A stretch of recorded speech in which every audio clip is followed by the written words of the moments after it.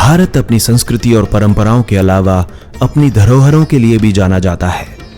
यहाँ कई ऐसी इमारतें हैं जो हमारे देश के समृद्ध और गौरवशाली इतिहास को दर्शाती हैं। राजस्थान देश का ऐसा ही एक राज्य है जो अपनी रंग बिरंगी संस्कृति और खूबसूरती के लिए जाना जाता है। यहाँ बहुत से अद्भुत महल और किले मौजूद हैं जिन्हें देखने दूर दूर से लोग आते हैं। हवा महल इन्हीं खूबसूरत इमारतों में से एक है जिसकी अनोखी बनावट और इसका नाम लोगों को अपनी तरफ आकर्षित करता है। जी हाँ, यह है हवा महल, जयपुर की पहचान और पैलेस ऑफ विंड्स का अद्भुत उदाहरण। आज हम आपको लेकर चलेंगे इस ऐतिहासिक महल की उन गलियों में जो आपको 18वीं सदी के शाही दौर में ले जाएंगी। तो जुड़े रहिए हमारे साथ, क्योंकि ये कहानी है वास्तुकला और इतिहास के बेहतरीन संगम की। हवा महल राजस्थान के जयपुर शहर में स्थित एक महल है। लाल और गुलाबी बलुआ पत्थर से निर्मित यह महल जयपुर के सिटी पैलेस के किनारे पर स्थित है और जनाना या महिलाओं के कक्ष तक फैला हुआ है। हवा महल को पैलेस ऑफ विंड्स के नाम से भी जाना जाता है। महाराजा सवाई प्रताप सिंह ने 1799 में इस महल का निर्माण करवाया था। हवा महल अपने आप में एक अनोखा महल माना जाता है क्योंकि इसमें कई छोटी छोटी खिड़कियां और बालकनियां हैं जो एक छत्ते की तरह दिखाई देती हैं। सवाई प्रताप सिंह खेतड़ी महल की अनूठी संरचना से इतने प्रेरित थे कि उन्होंने इस भव्य और ऐतिहासिक महल का निर्माण करवा दिया। इसे उस्ताद लालचंद ने डिजाइन किया था। इसकी 5 मंजिली बाहरी इमारत किसी मधुमक्खी के छत्ते के समान दिखाई देती है, जिसमें 953 छोटी खिड़कियां हैं जिन्हें झरोका कहा जाता है, जो कि जटिल जालीदार काम से सजी है। जालीदार डिजाइन का मूल उद्देश्य शाही महिलाओं को बिना दिखे नीचे सड़क पर मनाए जाने वाले रोजमर्रा के जीवन और त्योहारों को देखने की अनुमति देना था।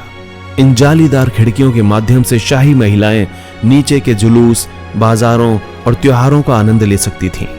इस अनोखी संरचना ने महल को गर्मियों में ठंडा रखने का भी एक तरीका दिया। वेंचुरी इफेक्ट की वजह से इन झरोकों से गुजरने वाली हवा महल के अंदर के तापमान को सुखद बनाए रखती थी। यही कारण है कि इसे हवाओं का महल कहा जाता है।